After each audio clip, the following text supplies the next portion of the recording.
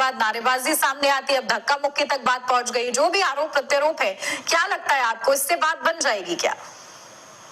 देखिए उन्नति जी, इसकी शुरुआत किसने, जब की बात नहीं है।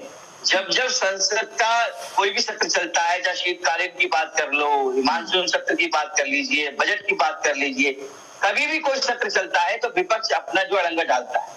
विपक्ष नहीं चाहता कि केंद्र सरकार कोई देश की जनता के लिए, देश हित के लिए कोई कानून लाए, देश हित के लिए कोई कार्य। अब इनको ये सोचना चाहिए, जो विपक्ष के नेता हैं, भाई जनता ने तो इनको भी चुन के भेजा है, जनता ने इसलिए चुना है कि भाई आप हमारे लिए कोई काम करें। अरे उनका काम तो छोड़िए, आप तो संसद में पूरा गुंडागर्दी करने को चालू हो गए हैं।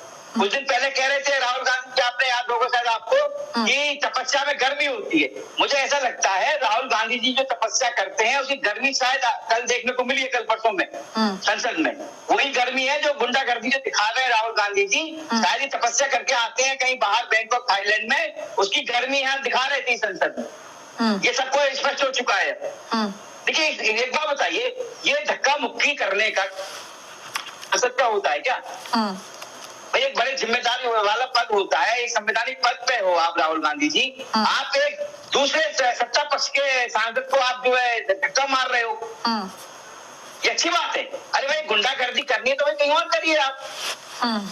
देश हमारा भारत वर्ष जो है दुनिया का सबसे बड़ा लोकतांत्रिक देश है, और संसद भवन जो क्या है उसका लोकतांत्रिक मंदिर है हमारा। उस मंदिर में आप जा रहे हैं, ये ठीक है, और वहीं पर आप गुंडागर्दी दिखा रहे हैं। क्या दिखाना चाहते हैं देश को?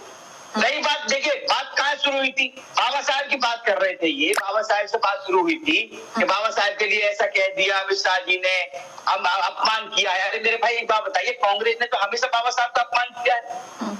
1951 से लेके आज तक का रिकॉर्ड उठा के देख लीजिए, 40 साल तक तो कांग्रेस पार्टी ने पार्लियामेंट के जो आपने सेंट्रल हॉल है उसमें तस्वीर तक नहीं लगाने दी थी अम्बेडकर साहब को।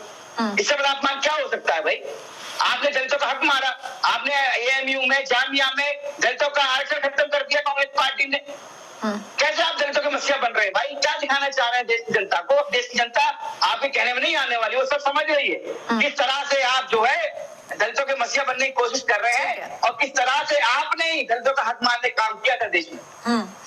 ठीक है, डॉक्टर राम पांडे।